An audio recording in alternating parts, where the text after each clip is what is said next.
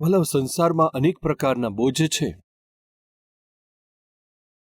પરિવારનું બોજ,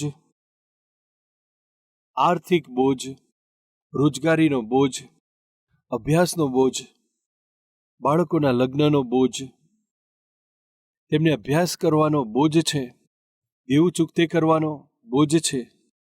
આ રીતે આજે મનુષ્ય પોતાના જીવનની અંદર ઘણા બધા બોજ ઉપાડતા હોય છે. પરંતુ આત્મિક જીવનમાં આપણે 3 બોજને ચોક્કસ રાખવાના છે. આ 3 પ્રકારના બોજ આપણા માટે આશીષ છે. આ 3 બોજ આપણા માટે આત્મિક ધન છે. એટલા માટે આ 3 બોજને પોતાની જવાબદારી ગણીને, પોતાનું સૌભાગ્ય ગણીને તેને પોતાના જીવનમાં રાખીશું તો આત્મિક જીવન ખૂબ જ આશીષદાયક બનશે, ખૂબ જ આનંદિત બનશે. તેમાં પ્રથમ છે પ્રાર્થનાનો બોજ. શું છે? પ્રાર્થનાનો બોજ. પ્રાર્થના પ્રત્યે પ્રાર્થના કરવાની છે, પ્રાર્થના યોદ્ધા બનવાનું છે. એવો બોજ જો તમારા જીવનમાં હશે તો તમારું આત્મિક જીવન અદ્ભુત બનશે. કૃપા કરી ધ્યાન આપજો, જે પ્રાર્થના છે પરમેશ્વર સાથેની વાતચીત છે એટલું જ નથી, શેતાનની સામે યુદ્ધ પણ છે. જ્યારે તમે પ્રાર્થના કરો છો, શેતાનની સામે યુદ્ધ કરો છો. જ્યારે તમે પ્રાર્થનાને માટે ઘૂંટણ નમાવો છો, શેતાન તેથી ડરે છે. જ્યારે તમે આંસુઓ સાથે પ્રાર્થના કરો છો, શેતાન તેનાથી ધ્રુજવા લાગે છે. કેમ કે આ સંસારમાં જેટલી પ્રાર્થના છે તેમાં આંસુઓની પ્રાર્થના સૌથી શ્રેષ્ઠ છે. ઉપવાસ રાખીને આંસુઓ સાથે જ્યારે પ્રાર્થના કરો છો ત્યારે શૈતાનના રાજ્યના પાયા હાલી જાય છે. એટલા માટે શૈતાન તમે ગમે તે કરો ચલાવી લે છે, પણ તમે પ્રાર્થના કરો તેને ગમતું નથી. ચર્ચમાં જવા માંગો છો? જાઓ. વચન સાંભળવું છે? સાંભળો. ભેટ આપવા માંગો છો? આપો. ગીત ગાવા માંગો છો? ગાઓ. કોઈની સાક્ષી આપવા માંગો છો તો આપો. ક્રિશ્ચિયન મીટિંગમાં જવા માંગો છો તો જાઓ. સેવામાં ભાગ લેવા માંગો છો તો કરો. તેને લગતું તમે કોઈ પણ કાર્ય કરો, શૈતાને તેનાથી વાંધો નથી. પરંતુ જો તમે પ્રાર્થના કરવા માટે ઘૂંટણ નમાવશો તો શૈતાન ખૂબ જ પરેશાન થઈ જશે. આજે તમારા જીવનમાં શૈતાનથી ભયભીત થયા વગર જીવન જીવવા માંગો છો અને ચાહો છો કે શૈતાન તમારાથી ભયભીત થાય. જો કોઈ એવું ચાહે છે કે શૈતાન તમારાથી ડરવા લાગે, મને જોઈને શૈતાનને પણ ડર લાગવો જોઈએ, એવું વિચારનાર કોઈ છે? મારા નામથી શૈતાન હાલવા લાગે, કેનાર હાથ બતાવશો? તો તમે શું કરવાથી શૈતાન ધ્રુજવા લાગશે, શું તમે જણાવશો? બોલો, જોરથી જણાવો. પ્રાર્થના સિવાય તમે ગમે તે કાર્ય કરો, કદાચ શૈતાન તેનાથી નહીં બીવે, પણ જ્યારે પ્રાર્થના કરશો શૈતાન ડરી જશે. કેમ જાણો છો? પ્રાર્થના દ્વારા તમે આખી સૃષ્ટિના શાસન કરનારા પરમેશ્વર સાથે વાત કરો છો. તમારામાંથી કેટલા લોકો ગામમાં જન્મ લીધેલા છે હું જાણતો નથી. ગામની અંદર ઉછેર પામવાનું સૌભાગ્ય મને મળ્યું છે. તમારામાંથી કેટલા લોકો ગામના છે, ગામમાં રહે છે? હાથ બતાવશો. Very good. બાળપણમાં બધા સાથે મળીને રમતા હતા. આ રીતે રમતા સમયે કોઈક મોટો વ્યક્તિ અથવા કોઈ જાડો એવો વ્યક્તિ મારનાર વ્યક્તિ હોય છે, અથવા તો જાણે મૂર્ખતા જેવો વ્યવહાર કરતો હોય છે. જો આપણે કોઈ ભૂલ કરી દઈએ અથવા આપણાથી કોઈ ભૂલ થઈ જાય તો તે શું કરે છે? આપણી સાથે ઝઘડે છે. અરે હું તને જોઈ લઈશ એમ કહીને આપણી સાથે વિવાદ કરે છે. એ તો આપણાથી શક્તિશાળી છે એટલે આપણે તેનો સામનો નથી કરી શકતા. પણ જો તેના હાથમાં પડી ગયા તો આજે ભારે માર ખાવો પડશે એવો ડર મનની અંદર લાગે છે. જ્યારે આવું થતું રહે છે એવા સમયમાં સામાન્ય રીતે આપણે શું કરીએ છીએ? જે આપણાથી શક્તિશાળી છે, વળી તેનાથી પણ શક્તિશાળી બીજા કોણ છે આપણે જોઈએ છે અને જલ્દીથી તેની પાછળ જઈને તું જ મારું શરણ છે, હવે તું જ મારો આધાર છે એમ કહીને આપણે કહીએ છીએ. અને જે આપણને મારવા માટે આવ્યા છે, આપણી ઉપર આવે છે, તે કહે છે એ તેને છોડી દે, આ તો મારે શરણે આવ્યો છે, એટલા માટે તારે તેને બિલકુલ અડવાની જરૂર નથી. બોલ, તારે શું તકલીફ છે? હું તને સેટલ કરી આપીશ. બસ એટલું જ. પરંતુ તું તેને અડકી શકતો નથી, કેમ કે તે તો મારા શરણમાં આવ્યો છે, મારી મદદ તેણે માંગી છે. એવું કદી શું તમારી સાથે થયું છે? ના, બિલકુલ નહીં પાસ્ટરજી. ગલી દંડા અને લખોટીઓ શું આપણે રમ્યા છીએ? તેનો અર્થ શું છે? જ્યારે એક શક્તિશાળી વ્યક્તિ આપણી આગળ આવે છે, જ્યારે તમને પરેશાન કરવા માટે પ્રયાસ કરે છે, ત્યારે નાનપણમાં તમે શું કર્યું? જે તમારાથી શક્તિશાળી છે, જે તમારી સામે આવે છે એનાથી શક્તિશાળી છે, તેની પાસે જઈને હવે બસ તું જ મારો આધાર છે, એક વાત તેને કહેવાથી તે શું કહે છે? તું પાછળ ઊભો રહે, હું તેને જોઈ લઈશ, એમ કહીને તે આગળ ઊભો રહે છે. તે સામે આવે છે કે જે થોભી જા, શું વાત છે? તેને અડવાનું નથી, રોકાઈ જા, તું એને અડી નહીં શકે, ચાલ જતો રે, બાજુમાં હટી જા. તે મારી પાસે આવ્યો છે એટલા માટે તું તેને બિલકુલ અડકી નથી શકતો. આ જે છોકરો હતો નિર્બળ હતો, તેણે શું કર્યું જાણું છો? તેનાથી અને તેના શત્રુથી પણ વધારે જે શક્તિશાળી વ્યક્તિ છે તેને કહ્યું, હવેથી તું જ મારું શરણ છે, મને બચાવી લે. આ એક વાત કહેવા દ્વારા તેની સામે આવનાર શક્તિશાળી વ્યક્તિના ભયંકર મારથી તે છોકરો તે દિવસે બચી ગયો, શેતાનના મારથી પણ. જો મારે કોઈને નુકસાન પહોંચાડવું હોય, કોઈનું પરિવારને છિન્નભિન્ન કરવું હોય, કોઈના પરિવારની અંદર દુઃખી કરવા હોય, કોઈ પરિવારમાં ઝઘડો ઉત્પન્ન કરવો હોય, આ રીતે જ્યારે હું કોશિશ કરું છું, ત્યારે જો તે વ્યક્તિ સીધા પરમેશ્વરની પાસે જઈને, પ્રભુ, તમારા પાંખોના આશ્રયમાં છુપાઈ ગયો છો પિતા, તમે જ મારું આશ્રય સ્થાન છો, જો આ પ્રમાણે કરશે તો હું તેનું કશું પણ બગાડી શકતો નથી. એ પ્રમાણે કોણ જાણે છે જાણો છો? કોણ જાણે છે? તે શૈતાન સારી રીતે જાણે છે. શું સમજો છો? તમારા જીવનમાં, તમારા પરિવારમાં, તમારી નોકરીમાં, તમારા વ્યવસાયમાં, તમારા વેપારમાં શૈતાન હુમલો કરવો છે, ઘણી યુક્તિઓ કરે છે, ઘણી સાજીશ રચે છે, તમને ખૂબ જ ભયભીત બનાવીને તમારા જીવનને ખલાસ કરવા માંગે છે, તમારું નામો નિશાન બગાડી નાખવા માંગે છે, તમને દુનિયામાંથી બિલકુલ ખતમ કરી દેવા છે, તમને બિલકુલ નિરાશ કરવા છે. એમ વિચાર કરીને તેણે ઘણા પ્રયાસ કર્યા અને તેણે વિચાર્યું કે તમે પકડાઈ ગયા.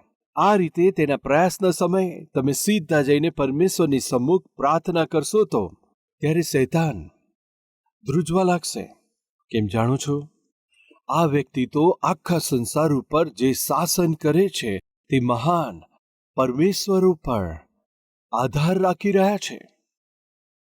એ પરમેશ્વર તો સામાન્ય નથી. તેમના શરણમાં આવનાર વ્યક્તિના પક્ષમાં તે યુદ્ધ કરવા માટે સમર્થ એવા પરમેશ્વર છે. શૈતાન સામાન્ય રીતે શું કરે છે જાણો છો? તે જ તકલીફો લાવે છે, એ જ દુઃખ સમસ્યાઓને લાવે છે, તે જ આર્થિક સમસ્યાઓ લાવે છે, તે જ પતિ પત્નીની વચ્ચે મનમુટાવ લાવે છે, તે જ ઘણી બધી બીમારીઓને, રોગોને લઈ આવે છે, તે જ બાળકોના ભવિષ્યને બગાડી નાખવા માંગે છે. તેને સારી વાત ના મળવી જોઈએ, તેમનું પરિવાર સ્થિર ના થવું જોઈએ, પરિવારમાંથી શાંતિ દૂર થવી જોઈએ. તમે ગમે તેટલી મહેનત કરો, તમારા હાથમાં એક રૂપિયો પણ બચવો ના જોઈએ. તે તો ઘણી બધી યોજનાઓ કરે છે, ઘણી બધી યુક્તિઓ વિચારે છે. જ્યારે તે સાજીશ રચે છે, યોજનાઓ બનાવે છે, તમે પાગલ જેવા બનો છો. મારું જીવન કેમ આવું થઈ ગયું? મારું જીવન આવું કેમ થઈ ગયું? શા માટે હું આવો થઈ ગયો? એમ વિચાર કરતા જો તમે નિરાશ થઈ ગયા, હતાશ થઈ ગયા, જો ઉદાસ થઈ ગયા, તો પછી સમજી લેજો શૈતાન ખુશ થઈ જશે. મને મળી ગયો છે આ. જુઓ શું કરે છે, ખૂણામાં બેસી ગયો છે, રડે છે. જુઓ તેણી શું કરે છે, ખૂણામાં બેસીને રડી રહી છે, નિરાશ થઈ ગઈ છે. તે કેવી હતાશ થઈ ગઈ છે. મેં જે વિચાર્યું હતું એવું જ થયું છે. માનસિક રીતે, શારીરિક રીતે, આત્મિક રીતે પતિત કર્યો છે. હવે કાલે અથવા પરમ દિવસે મારે બસ આત્મહત્યા કરવી છે. જીવીને કશું હાંસિલ નથી કરી શક્યો અને કશું હાંસિલ થવાનું નથી. મારે મરવું સારું છે. એવા વિચાર તેના મનમાં હું નાખીશ અને ત્યાર પછી તેનો નાશ કરીશ. આ રીતે શૈતાન જ્યારે વિચારે છે એ સમયે, જો તમે બાઇબલ ખોલશો, બાઇબલ ખોલવાથી સંકટના સમયે તું મને હાક માર અને હું તને ઉત્તર આપીશ. એ સુંદર વચન જો આવ્યું, શું છે અહીંયા? ગીતશાસ્ત્ર 50, 15મી કલમ. સંકટના સમયે તું મને પોકાર અને હું તને છોડાવીશ. હું તને ઉત્તર આપીશ અને તું મારો મહિમા કરી શકીશ. શું લખ્યું છે? મહિમા કરીશ. તું મારી સ્તુતિ કરી શકીશ. જેવું તમે વચન વાંચ્યું, એ વચન તમારી અંદર એક વિશ્વાસને ઉત્પન્ન કરે છે અને તમારામાં હિંમત લઈ આવે છે. ત્યારે તમે શું કરો છો? ઘૂંટણ નમાવ છો. જો તમે ઘૂંટણો નમાવ્યા તો પછી સમજી લો, સ્વર્ગના મહાન પરમેશ્વર તમારી તરફ પોતાનું મુખ ફેરવશે. તે પરમેશ્વરે કહ્યું છે, તમે મારી તરફ ફરો અને હું તમારી તરફ ફરીશ. તમે મને પોકારો અને હું તમને જવાબ આપીશ. જેવા તમે પરમેશ્વરની પાસે જાઓ છો, પરમેશ્વર તમારી પાસે આવે છે. જેવું તમે પરમેશ્વરને પોકારશો અને પરમેશ્વર તમને છોડાવી લેશે. તે બાબતને શૈતાન બિલકુલ પસંદ નથી કરતા.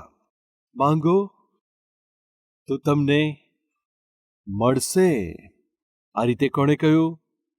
સ્વયં પ્રભુ ઈસુએ કહ્યું છે, માંગો અને તમને મળશે. તમે માંગો એટલે બસ પરમેશ્વર આપશે. વિશ્વાસ છે? એટલા માટે શૈતાન શું કરે છે જાણો છો? તમને માંગવા નથી દેતા, તમને પ્રાર્થના કરવા દેતા નથી, તમે ઘૂંટણ નમાવો એમ થવા દેતા નથી. આજે એકવાર આપણે પોતાની તપાસ કરીશું. આજે એકવાર પોતાની પારખ કરીશું. કલાકો સુધી આપણે વચન સાંભળીએ છીએ, કલાકો સુધી શું આપણે પ્રાર્થના કરીએ છીએ? એટલે કે એકલા પોતાની રૂમમાં જઈને ઘૂંટણ નમાવીને પ્રાર્થના કરો છો? કેટલાક લોકો કલાકો સુધી પરમેશ્વરનું વચનને સાંભળે છે અને આત્મિક ગીતોને પણ સાંભળતા હોય છે. પરંતુ શું એકલા પ્રભુની ઉપસ્થિતિમાં પ્રાર્થના કરો છો? આજે આપણે સર્વ એકવાર પોતાની જાતને સારી રીતે તપાસીએ. પ્રભુના મંદિરમાં જઈએ છીએ ખુશી સાથે, કલાકો સુધી પ્રભુનું વચન સાંભળીએ છીએ, કલાકો સુધી પ્રભુની ઉપસ્થિતિમાં બેસીએ છીએ, કલાકો સુધી પ્રભુ મંદિરમાં બેસીએ છીએ, કલાકો સુધી ટીવીમાં વચન સાંભળીએ છીએ. પરંતુ કેટલા લોકો આપણી મધ્યે એકલામાં પરમેશ્વરની ઉપસ્થિતિમાં પ્રાર્થના કરવા માટે જાય છે? એકવાર વિચાર કરો. તેનું કારણ શું જણાવું? શૈતાન તમને બધું જ કરવાની છૂટ આપશે, પરંતુ પ્રાર્થના કરવા નહીં દે. એવી તેની યુક્તિ છે, એવી તેની ચાલાકી છે. કેમ કે શૈતાનની સર્વ યુક્તિઓને નાશ કરવાની શક્તિ એ તો પ્રાર્થનામાં છે. બોલો, શામાં છે? પ્રાર્થનામાં છે. શામાં છે? પિત્તરને મારી નાખવો છે. પરિણામે સુવાર્તાને બિલકુલ ખતમ કરી નાખવી છે. એમ વિચાર કરી બંદીખાનામાં પિત્તરને નાખ્યો. આ રીતે પિત્તરને પકડીને બંદીખાનામાં નાખીને કાલે અથવા પરમ દિવસે તેને બહાર કાઢીને મારી નાખવો છે વિચારતા હતા. ત્યારે મંડળીએ શું કર્યું જાણો છો? મંડળીએ ખૂબ જ વિશ્વાસની સાથે પિત્તરને માટે વિશ્વાસથી પ્રાર્થના કરી. હે પ્રભુ, અમારી મંડળીના પાળક પિત્તરને બંદીખાનામાં નાખ્યો છે. હવે થોડા જ દિવસોમાં કદાચ તેને મારી નાખશે. તમે શું કરશો અમે જાણતા નથી. તમે તેને છોડાવી દો. આખી મંડળી સાથે મળીને પ્રાર્થનામાં, પ્રેરિતોના કૃત્યોમાં આપણે જોઈએ છીએ તેઓ પ્રાર્થનામાં લાગુ રહ્યા. આવો આપણે તે વિશે વાંચીએ. જ્યારે મંડળીએ પ્રાર્થના કરી ત્યારે શું થયું? 12મો અધ્યાય અને 5મી કલમ. બંદીખાનામાં પિત્તર બંધ હતા, પરંતુ મંડળી પિત્તરને માટે ખૂબ જ લગન સાથે એકઠા મળીને સર્વ સાથે પ્રાર્થના કરતા હતા. યરૂશાલેમની જે મંડળી હતી કેવી રીતે પ્રાર્થના કરતી હતી?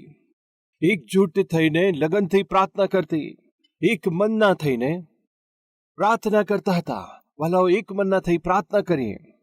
સામાન્ય રીતે આપણે પ્રાર્થના કરીએ છીએ, પરંતુ અહીં આપણે જોઈએ છીએ પૂરા મનથી એક ચિત્તના થઈને પ્રાર્થના કરતા હતા, પિતા, પિત્તરને બંદીખાનામાંથી છોડાવી લો પિતા. તે પ્રાર્થનાને જ્યારે તેઓ ખૂબ જ બોજ સાથે, ખૂબ જ જવાબદારી સાથે કરતા હતા, ત્યારે શું થયું? તેમને પ્રાર્થનાનો જવાબ મળ્યો કે નહીં? આવું આપણે જોઈએ. 7મી કલમ. તો જુઓ, પ્રભુનો સ્વર્ગદૂત આવી ચડ્યો અને તે બંદીખાનાની રૂમમાં પ્રકાશ થઈ ગયો અને તેણે પિત્તરના કુખમાં હાથ મારીને તેને જગાડ્યો. ઉઠ, જલ્દીથી ઊભો થઈ જા. અને તેના હાથમાંથી સાંકળો ખુલી ગઈ, બેડીઓ પડી ગઈ. ત્યારે સ્વર્ગદૂતે તેને કહ્યું, તારી કમર બાંધ અને પોતાના ચપ્પલ પહેર. તેણે એમ જ કર્યું. પછી તેણે તેને કહ્યું કે તારું લુગડું ઉપર ઓઢીને મારી પાછળ આવ.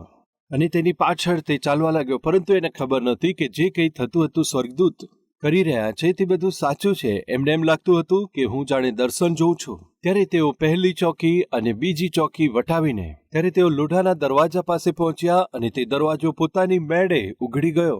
શું દરવાજો ઓટોમેટિક હતો? ત્યાંથી તેઓ નીકળીને એક મહોલ્લો વટાવ્યો અને તરત જ સ્વર્ગદૂત તેને છોડીને ગાયબ થઈ ગયો. લોઢાનો દરવાજો ઓટોમેટિક ખુલી ગયો. તે કેવી રીતે સંભવ બન્યો હશે, જણાવો? પિત્તરને બંદીખાનામાંથી અડધી રાતે, કઈ રાતે? તે જ રાત્રે, 6ઠ્ઠી કલમ, જ્યારે હેરોદ તેમને લોકોની સામે લાવવાના હતા, તે જ રાત્રે. ભલા, કેટલા અદ્ભુત પરમેશ્વર છે! તે જ રાત્રે, તે રાત્રે તેનો અર્થ શું છે? કે બીજા દિવસે પિત્તરને બંદીખાનામાંથી બહાર કાઢ્યા પછી હવે તેને મારી નાખવાનો છે. તે જ આગલી રાત. સમજો છો? જો તે રાત્રે પરમેશ્વરનો દૂત ત્યાં આગળ ઉતરી ના આવ્યા હોત, પરમેશ્વરના દૂતે દેખા દીધી ના હોત, તો શું થાત પિત્તરનું? તે શહીદ થઈ જાત. તે રાત્રે ભલાઓ, આપણા પરમેશ્વર આપણી પ્રાર્થનાનો જવાબ રાઈટ ટાઈમે પૂરો પાડે છે. જે દિવસે તમને ઉત્તરની આવશ્યકતા છે, તે જ દિવસે, જે રાત્રે તમને ઉત્તરની આવશ્યકતા છે, તે રાત્રે જરૂરથી ઉત્તર આપનાર પરમેશ્વર છે, આપણા પ્રભુ. પરંતુ પિત્તર આટલી અદ્ભુત રીતે છુટકારો પામ્યા, તેનું કારણ શું છે તમે જાણો છો? એ તો છે કે પ્રભુની મંડળી એક ચિત્તના આગ્રહથી પિત્તરને માટે પ્રાર્થના કરી રહી હતી. આ સંદેશ સાંભળનારાઓ, ખાલી પ્રાર્થના કરવાથી નહીં બને. કેવી રીતે પ્રાર્થના કરવાની છે? આગ્રહથી પ્રાર્થના કરવી. એવા પ્રાર્થના યોદ્ધા તરીકે આપણે પ્રાર્થના કરનારા બનવા જોઈએ.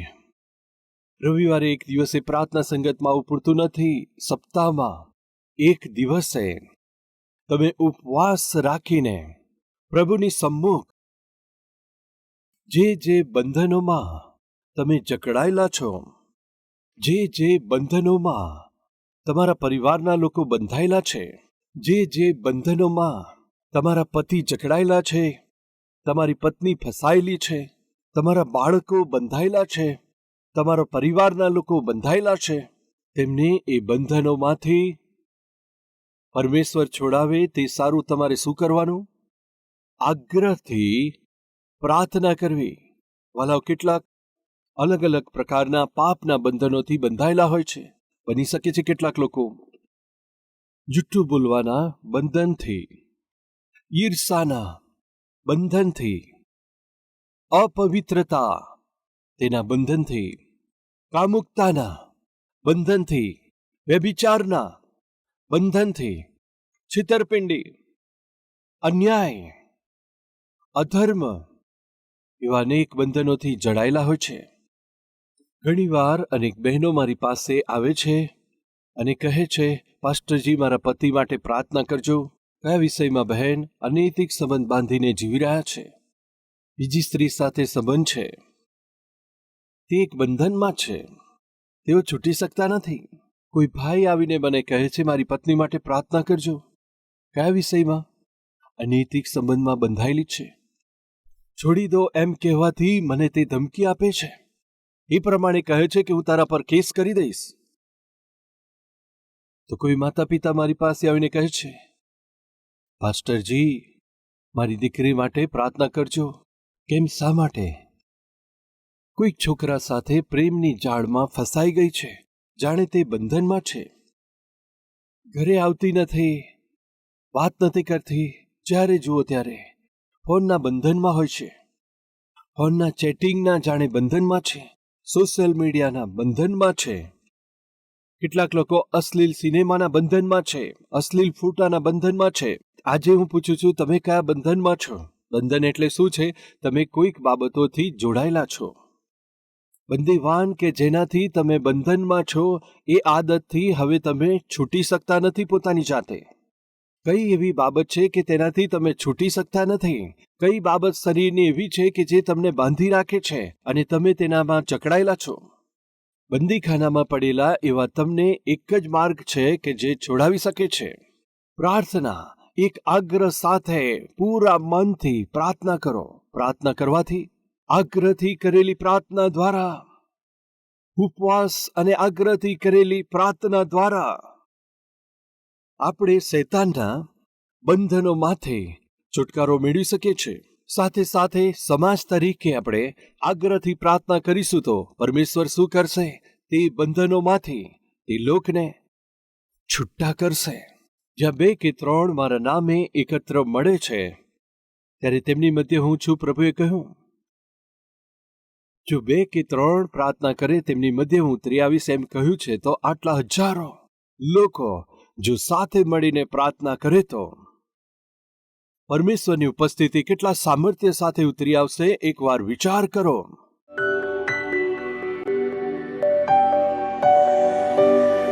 પવિત્ર પિતા, તમે ખૂબ જ સીધું ને સ્પષ્ટ અમારી સાથે વાત કરી છે, એટલા માટે અમે તમારો ધન્યવાદ કરીએ છીએ. પિતા, અમે પ્રાર્થના કરીએ છીએ, અમને પવિત્ર કરો. અમ સર્વને પવિત્ર કરો. દરેક પ્રકારના પાપોમાંથી, શારીરિક અભિલાષાઓ, પાપમય ઈચ્છાઓ સર્વમાંથી પિતા આમ સર્વને છોડાવી લો. પિતા, છુટકારો કરો. જેના પર અમે જય નથી પામી શકતા, તેના પર વિજય થવાની શક્તિ આપો. જેના અમે ગુલામ થઈ ગયા છે, તેનાથી અમને છોડાવી લો. અમને પવિત્ર કરો. શુદ્ધ હૃદય આપો. અમે તમારો મહિમા કરી શકીએ એવું હૃદય પ્રભુ અમને આપો.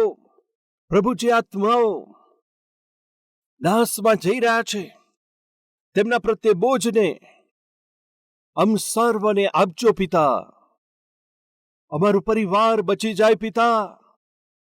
પતિ બચી જવા જોઈએ, પત્ની બચાવવામાં આવે, બાળકો બચાવવામાં આવે, માતા પિતાને બચાવવામાં આવે. હે અમારા પિતા, આ સંદેશ સાંભળનારા દરેક પરિવાર ઉદ્ધાર પામવા જોઈએ. તમારી હજુરીમાં એક અદ્ભુત ઉત્તરને તમે આપવા જઈ રહ્યા છો. ધન્યવાદની સાથે આ પ્રાર્થનાને અમારા ઉદ્ધાર કરતા પ્રભુ ઈસુના નામથી માંગીએ છે પિતા. આમેન.